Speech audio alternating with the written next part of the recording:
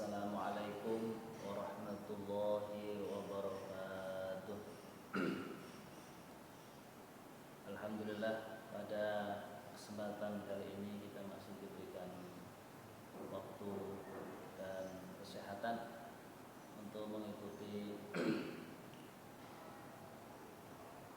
pembelajaran jarak jauh. Anak-anakku sekalian, kelas 11 semuanya yang saya cintai, hari ini kita akan memulai pembelajaran jarak jauh dengan tema sistem dan dinamika demokrasi Indonesia. Ya, judulnya sistem dan dinamika demokrasi Indonesia. Silakan kalian siapkan buku dan pulpen untuk mencatat apa yang akan saya terangkan pada pertemuan kali ini.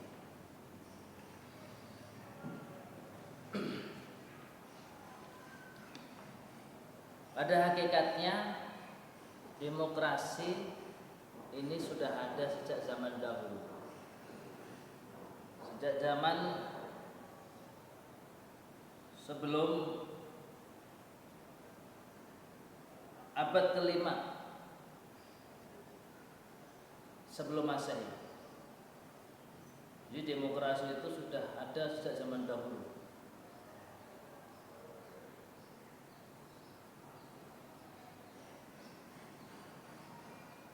Istilah demokrasi ini sudah berkembang di banyak negara. Bahkan negara Indonesia sendiri, negara kita yang kita cintai ini pun sudah menerapkan sistem demokrasi. Maka kita harus tahu apa hakikat demokrasi. Demokrasi adalah berasal dari kata demos dan krotos, yang artinya demos adalah berarti masyarakat atau rakyat. Adapun krotos itu adalah aturan atau kekuasaan. Jadi demokrasi berarti adalah kekuasaan di tangan rakyat, atau yang lebih kita kenal sebagai pemerintahan dari rakyat, oleh rakyat, dan untuk rakyat. Itu demokrasi. Anak-anakku sekalian yang saya cintai, dalam kita mengenal demokrasi ini, kita mengenal 3 pokok yang akan kita bahas pada kali ini. Yang pertama tadi adalah makna demokrasi.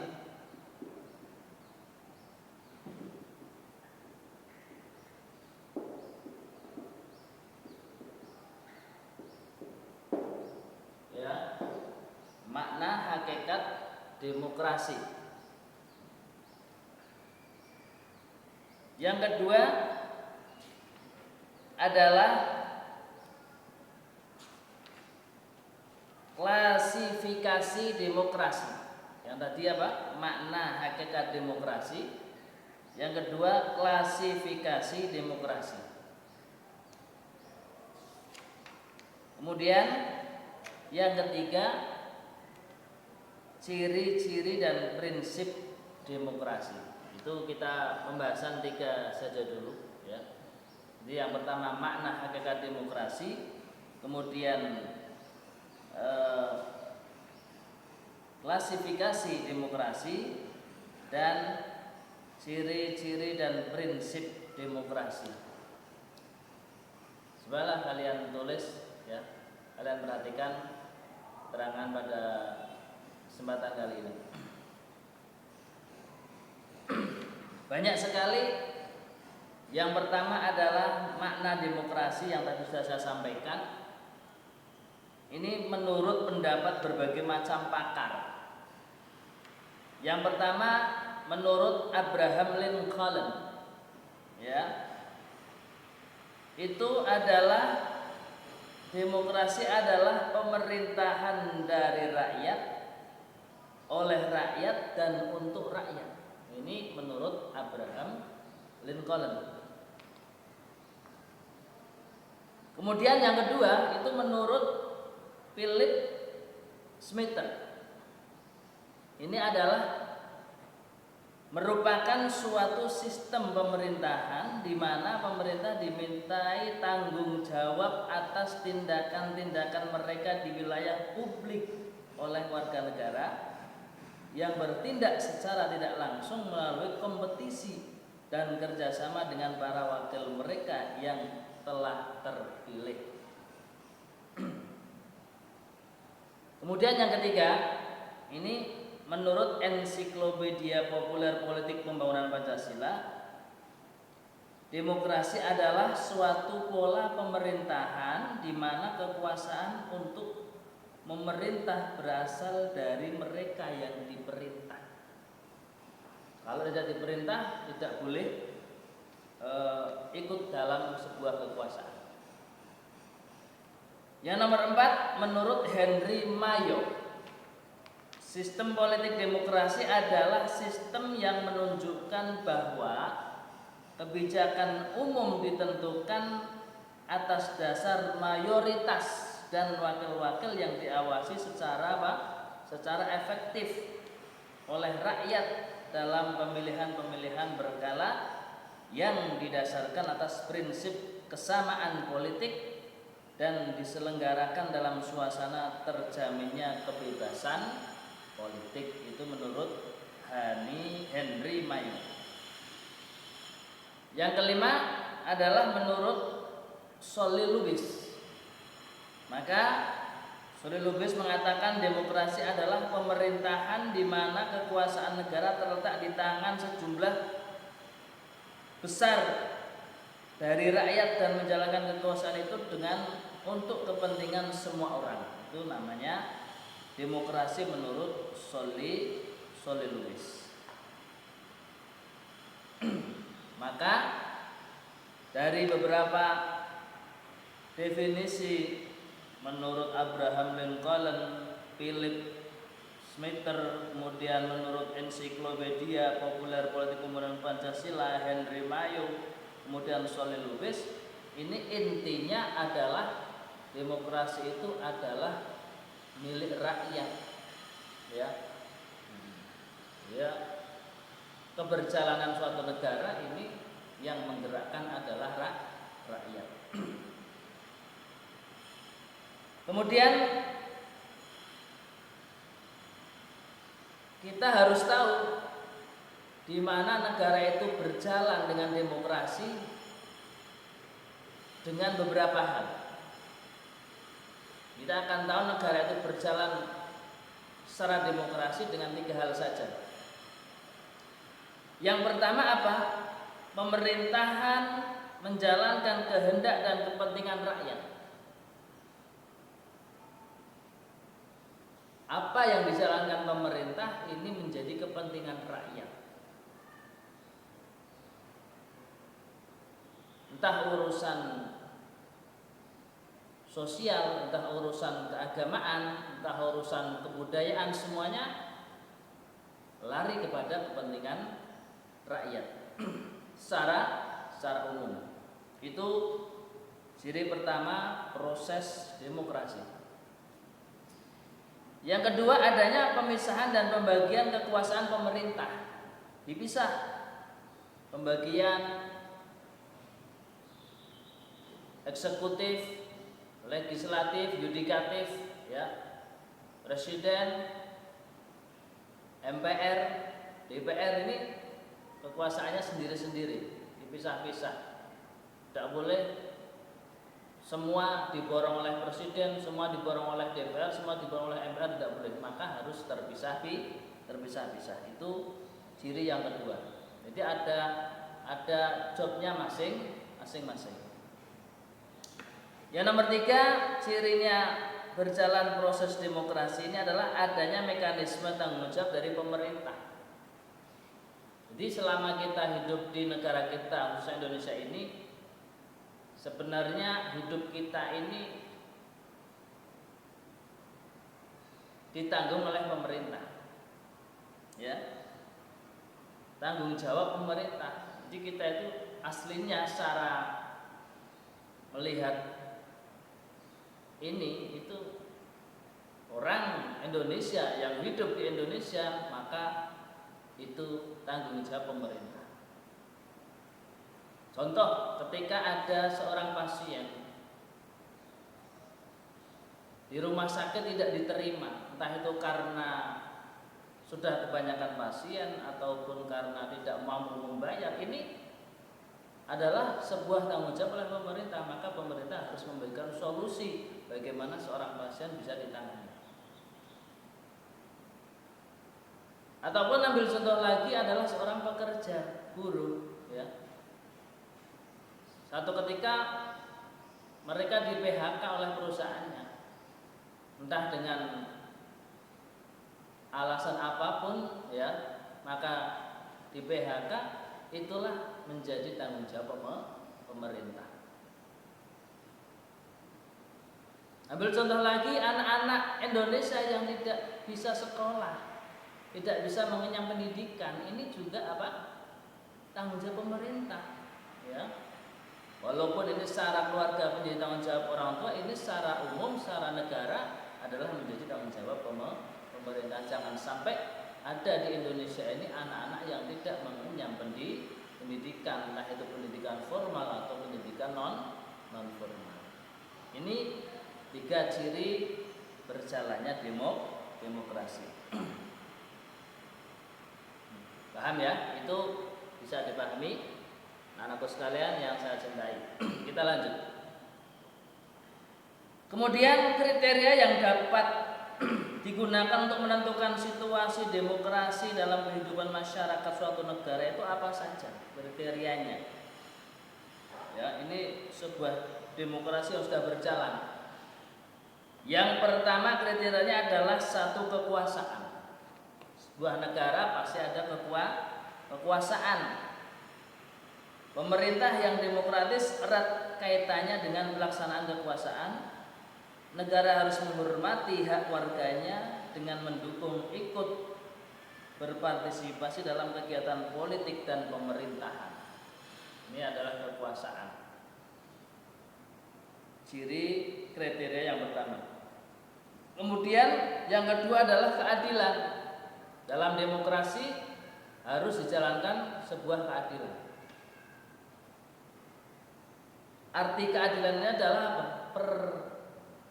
Perlakuan yang sama setiap masyarakat di depan hukum, ya, entah itu pejabat, entah itu rakyat, semuanya sama, ya.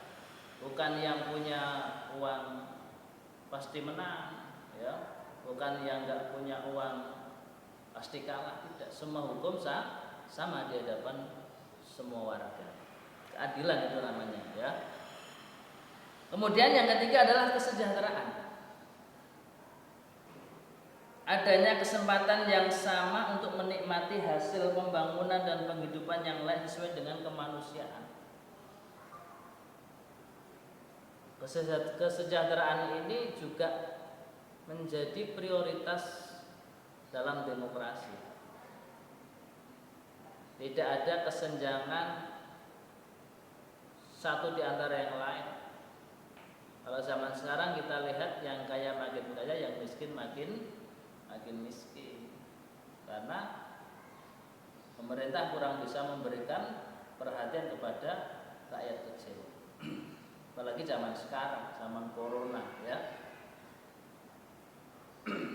Rakyat kecil diuber-uber, nggak boleh kerja, nggak boleh ke masjid, nggak boleh pengajian, ya. Tetapi kadang pemerintahnya malah rame-rame, ya, kumpul-kumpul, ya, kerja, ya, malah orang kecil dilarang. Ini kadang seperti itu.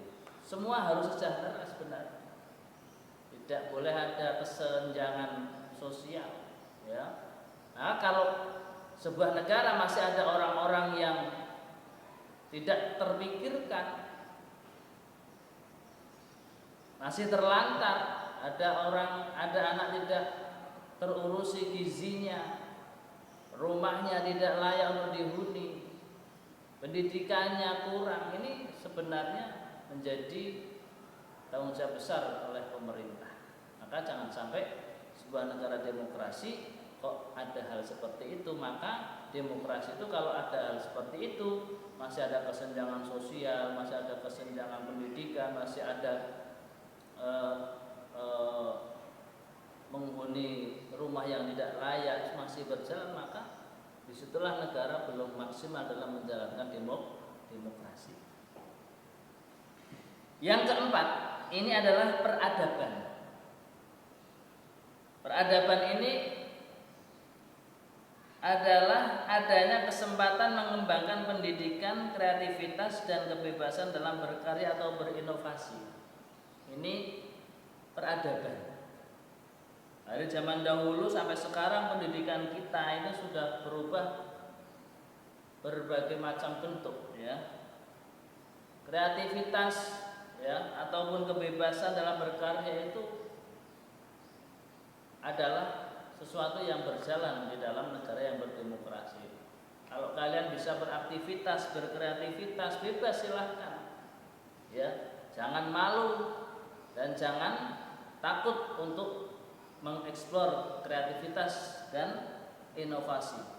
Apapun yang kalian bisa, silahkan dieksplor ke publik, ke masyarakat. Ini menjadi sebuah kriteria menentukan negara itu berdemokrasinya itu jalan. Ya, maka siapapun yang punya jiwa seni, bakat inovasi berkarya, ini bisa disalurkan dimanapun tempat, ya. Tidak memandang tempat, tidak memandang siapa anak siapa, ya, semuanya silahkan untuk berkarya dan berinovasi dan berkreativitas, ya.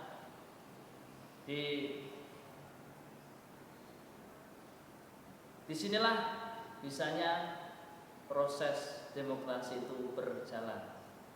Kebebasan dipersilahkan, tetapi satu ingat, kebebasan ini tetap ada batas-batas tertentu. Jangan kebebasan akhirnya bablas, tidak ada batas, itu yang tidak diperbolehkan. Kemudian yang kelima, kriteria negara itu berjalan secara demokrasi. Yang pertama yang kelima ada afeksi. Afeksi itu adalah hubungan antara rakyat dan wakil rakyat di lembaga perwakilan. Para wakil rakyat diharapkan memperjuangkan aspirasi dan kepentingan rakyat di parlemen. Kalau kita punya DPR di pusat, di wilayah, di kota, ini adalah wakil-wakil rakyat, ya, yang harus mengkomandoi atau yang harus memberikan aspirasi dari rakyat, bukan aspirasi dari pikirannya sendiri. Aspirasi dari rakyat harus mereka bawa, kemudian diajukan kepada pemerintah, itu namanya afeksi, ya. Bukan aspirasi diri sendiri, tapi aspirasi dari rakyat bawah, ya.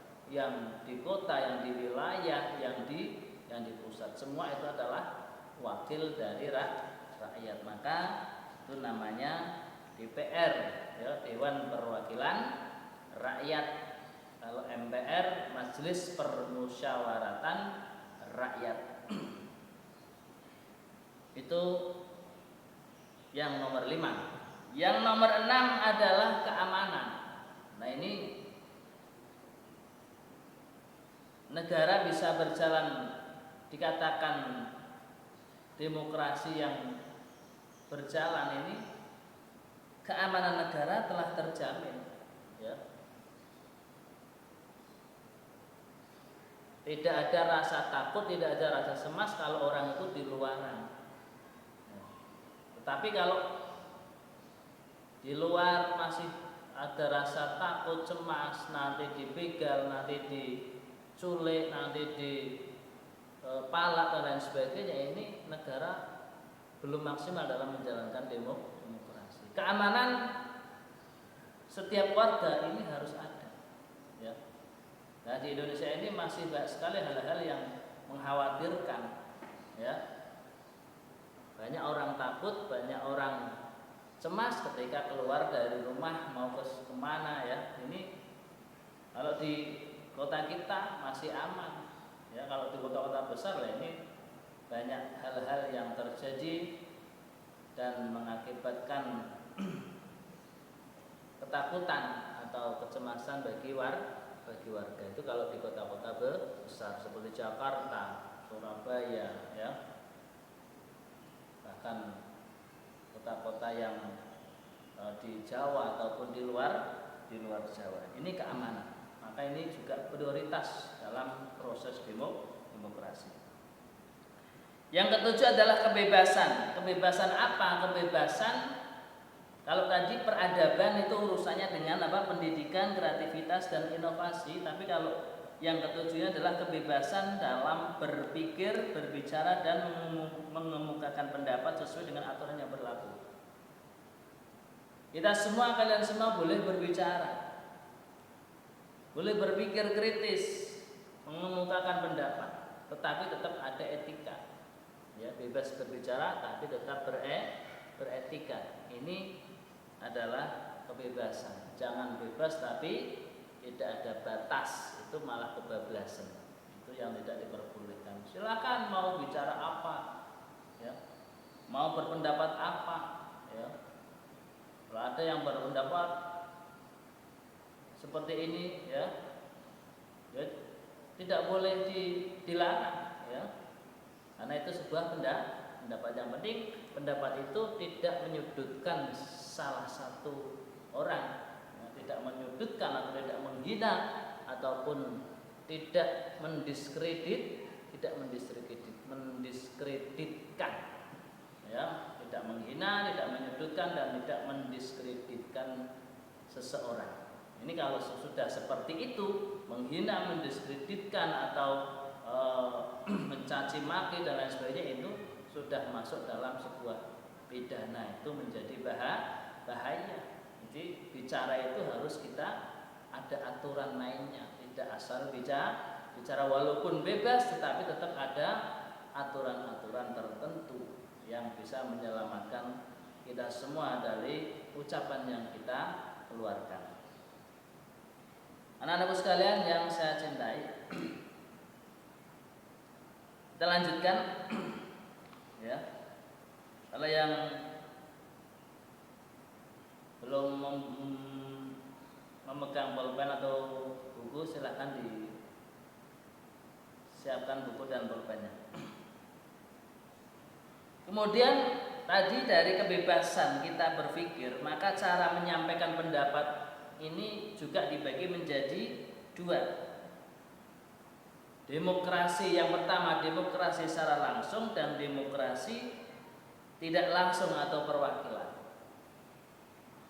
Kalau demokrasi secara langsung itu adalah rakyat langsung menyalurkan kehendaknya. Pada demokrasi langsung, rakyat diikutsertakan dalam proses pengambilan keputusan. Ini demokrasi langsung, jadi rakyat ikut dalam pengambilan keputusan.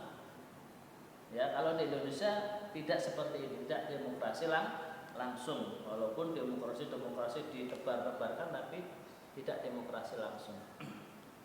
Nah, yang kedua ini Indonesia yang memiliki, ya, demokrasi tidak langsung atau perwakilan. Maka dalam demokrasi tidak langsung atau perwakilan, rakyat memilih wakil-wakilnya sebagai pemegang kehendak rakyat. Pada demokrasi tidak langsung, rakyat tetap merupakan pemegang kekuasaan tertinggi.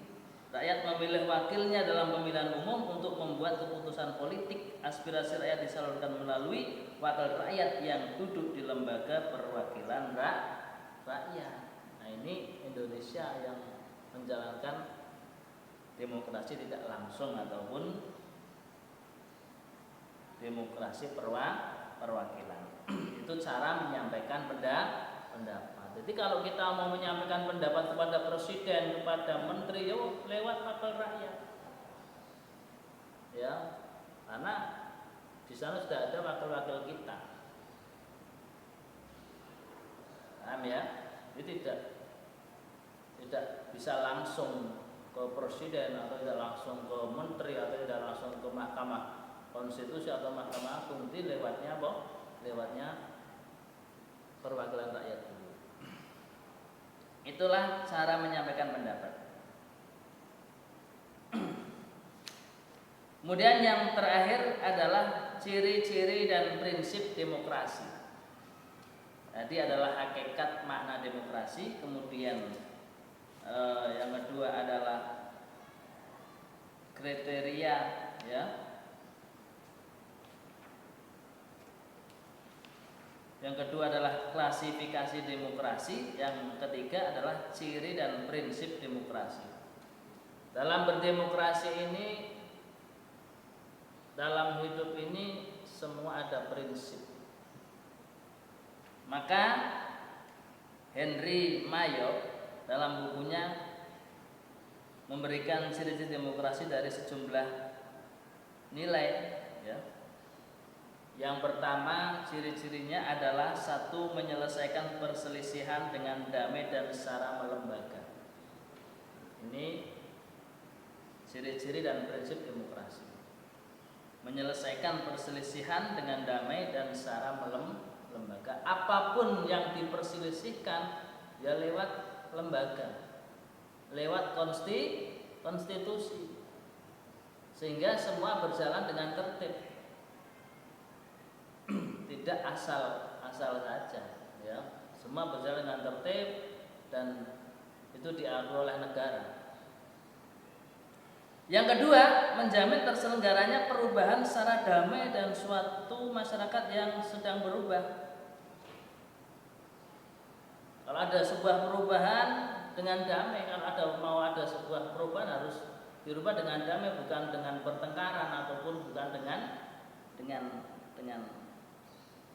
gontok-gontokan, tidak, harus dengan damai. Kemudian yang ketiga,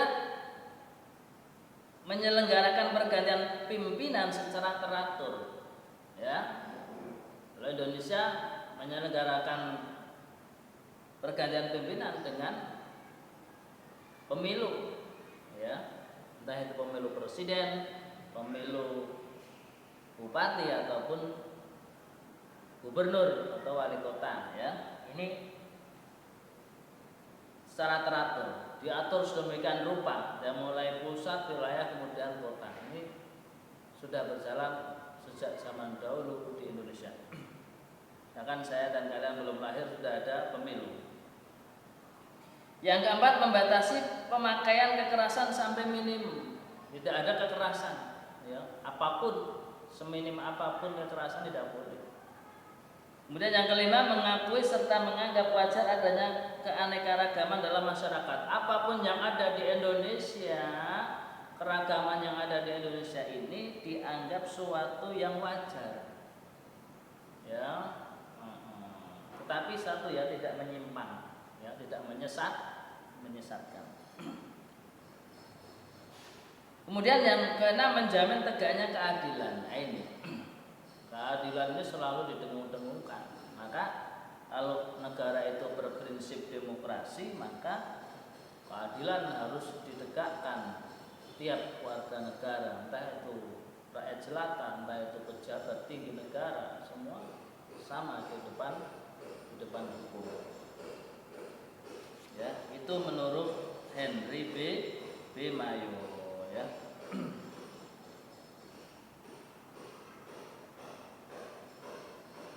Kemudian kalau menurut Melvin, ya, prinsip demokrasi ini sangat banyak sekali. Yang pertama, kalau menurut Melvin ini ada 11. Kalau tadi ada 6 menurut Henry Mayo, kalau ini ada 11. Banyak sekali, ya. Yang pertama adalah konstitusionalisme, konstitusi ya, konstitusionalisme. Kemudian yang kedua, pemilihan yang demokratis.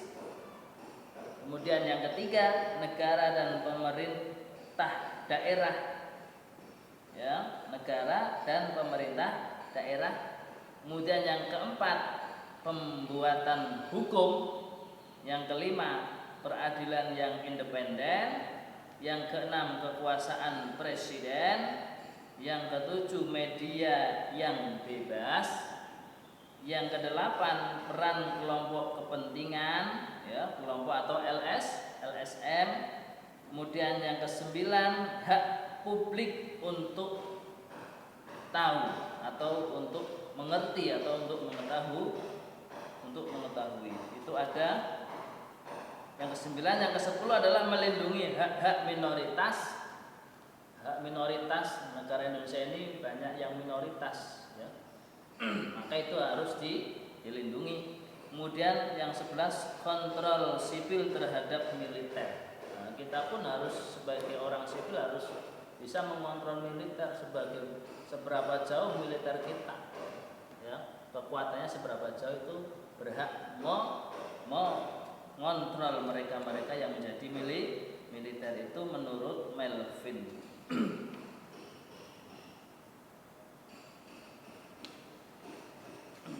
Itulah prinsip yang menjadi perjalannya demokrasi. Anak-anakku sekalian yang saya cintai, cukup dari saya untuk menjelaskan tentang demokrasi. Semoga kalian bisa memahami. Nanti kalian bisa melihat di internet atau di buku-buku atau di perpustakaan yang ada untuk memperdalam tentang demokrasi. Maka pekerjaan kalian adalah yang pertama, yang paling penting adalah kalian cari yang nomor satu, hakikat demokrasi, ya, hakikat demokrasi. Yang pertama, satu, makna demokrasi itu apa, ya. Kemudian klasifikasi demokrasi itu apa? Kemudian ciri-ciri dan prinsip demokrasi itu apa? Ya. Ini bisa kalian kerjakan, ya. Kemudian nanti kalian kirim ke halaman yang kalian buka itu. Kalau kalian bisa lebih efektif, bisa berkelompok 4 atau 3 orang, ya, itu bisa dikerjakan bersama-sama, ya. Itu bisa berkelompok untuk agar bisa saling memberi masukan, agar bisa saling mengingatkan. Itu belajar kelompok 4 atau 5 anak, ya. Itu dikerjakan, dan nanti saya tunggu 1 minggu yang akan datang kerjaan kalian bisa selesai. Anak-anakku sekalian yang saya cintai, demikian pertemuan kali ini. Semoga bisa difahami dan bisa bermanfaat untuk kalian semua. Dan saya akhiri pertemuan kali ini, semoga bisa bertemu di kesempatan yang lain. Saya akhiri, assalamualaikum warahmatullahi wabarakatuh.